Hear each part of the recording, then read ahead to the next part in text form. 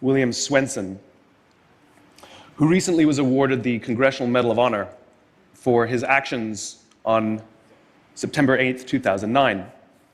On that day, a column of American and Afghan troops were making their way through a part of Afghanistan to help protect a group of government officials, a group of Afghan government officials who'd be meeting with some local village elders.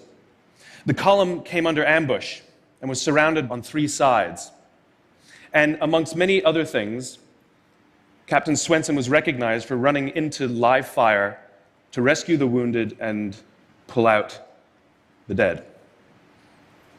One of the people he rescued was a sergeant, and he and a comrade were making their way to a medevac helicopter.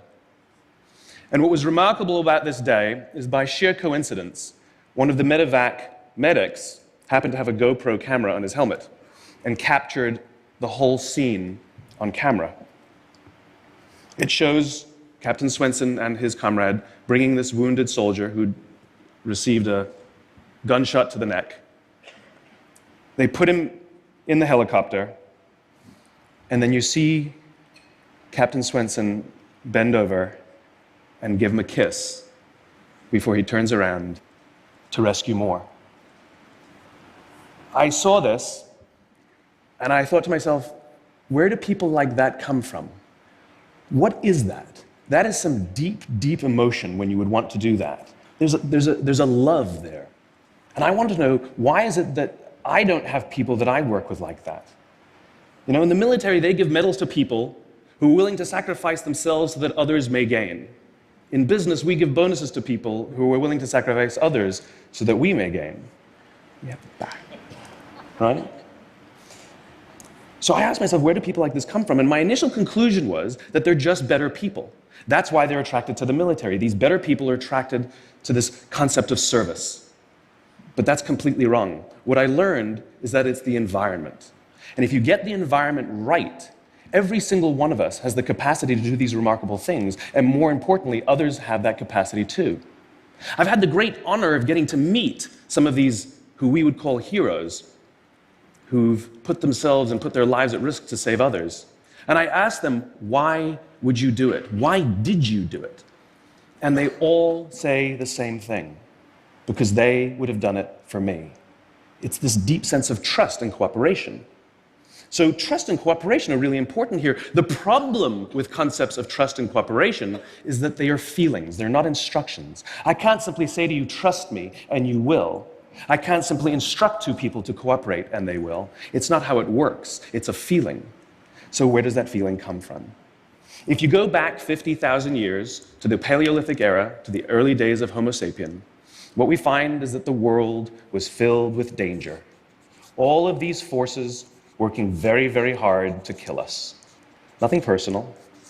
Whether it was the weather, lack of resources, maybe a saber-toothed tiger, all of these things working to reduce our lifespan.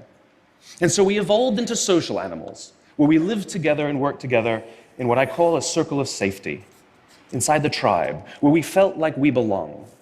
And when we felt safe amongst our own, the natural reaction was trust and cooperation.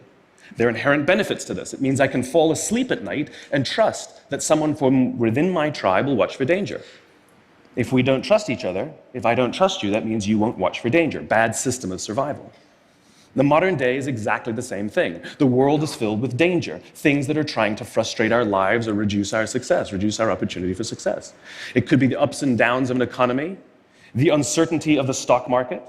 It could be a new technology that renders your business model obsolete overnight. Or it could be your competition that is sometimes trying to kill you. It's sometimes trying to put you out of business, but at the very minimum, is working hard to frustrate your growth and steal your business from you. We have no control over these forces. These are a constant, and they're not going away. The only variable are the conditions inside the organization. And that's where leadership matters, because it's the leader that sets the tone. When a leader makes the choice to put the safety and lives of the people inside the organization first, to sacrifice their comforts and sacrifice the tangible results so that the people remain and feel safe and feel like they belong, remarkable things happen. I was flying on a trip, and I was witness to an incident where a passenger attempted to board before their number was called. And I watched the gate agent treat this man like he had broken the law, like a criminal. He was yelled at for attempting to board one group too soon. So I said something. I said, why do you have to treat us like cattle? Why can't you treat us like human beings? And this is exactly what she said to me. She said, "Sir, if I don't follow the rules, I could get in trouble or lose my job." All she was telling me is that she doesn't feel safe. All she was telling me is that she doesn't trust her leaders. The reason we like flying Southwest Airlines is not because they necessarily hire better people, it's because they don't fear their leaders. You see, if the conditions are wrong, we're forced to expend our own time and energy to protect ourselves from each other.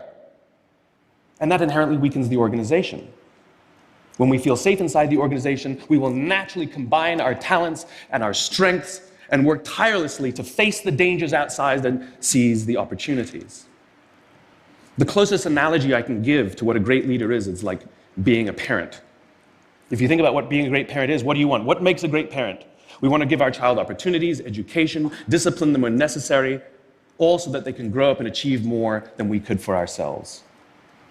Great leaders want exactly the same thing. They want to provide their people opportunity, education, discipline when necessary, build their self-confidence, give them the opportunity to try and fail, all so that they could achieve more than we could ever imagine for ourselves. Charlie Kim, who's the CEO of a company called NextJump in New York City, a tech company, he makes the point that if you had hard times in your family, would you ever consider laying off one of your children? We would never do it. Then why do we consider laying off people inside our organization? Charlie implemented a policy of lifetime employment. If you get a job at NextJump, you cannot get fired for performance issues. In fact, if you have issues, they will coach you and they will give you support, just like we would with one of our children who happens to come home with a C from school. It's the complete opposite. This is the reason so many people have such a visceral hatred, sort of anger at some of these banking CEOs with their disproportionate salaries and bonus structures. It's not the numbers. It's that they have violated the very definition of leadership. They have violated this deep-seated social contract. We know that they allowed their people to be sacrificed so that they could protect their own interests. Or worse, they sacrificed their people to protect their own interests. This is what so offends us, not the numbers. Would anybody be offended if we gave a $150 million bonus to Gandhi? How about a $250 million bonus to Mother Teresa? Do we have an issue with that? None at all. None at all. Great leaders would never sacrifice the people to save the numbers. They would sooner sacrifice the numbers to save the people. Bob Chapman, who runs a large manufacturing company in the Midwest called Barry Waymiller, in 2008, he was hit very hard by the recession, and they lost 30% of their orders overnight. Now, in a large manufacturing company, this is a big deal, and they could no longer afford their labor pool. They needed to save $10 million. So, like so many companies today, the board got together and discussed layoffs. And Bob refused. You see, Bob doesn't believe in head counts. Bob believes in heart counts. And it's much more difficult to simply reduce the heart count. And so they came up with a furlough program. Every employee from secretary to CEO was required to take 4 weeks of unpaid vacation.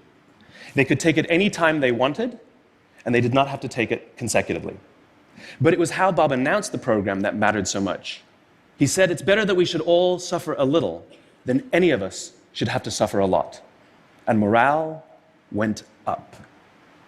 They saved $20 million. And most importantly, as would be expected, when the people feel safe and protected by the leadership in the organization, the natural reaction is to trust and cooperate. And quite spontaneously, nobody expected, people started trading with each other. Those who could afford it more would trade with those who could afford it less. People would take 5 weeks so that somebody else only had to take 3. Leadership is a choice. It is not a rank. I know many people at the senior-most levels of organizations who are absolutely not leaders. They are authorities, and we do what they say because they have authority over us, but we would not follow them. And I know many people who are at the bottoms of organizations who have no authority, and they are absolutely leaders. And this is because they have chosen to look after the person to the left of them, and they have chosen to look after the person to the right of them. This is what a leader is. I heard a story of some Marines who were out in theater, and as is the Marine custom, the officer ate last, and he let his men eat first. And when they were done, there was no food left for him. And when they went back out in the field, his men brought him some of their food so that he may eat. Because that's what happens.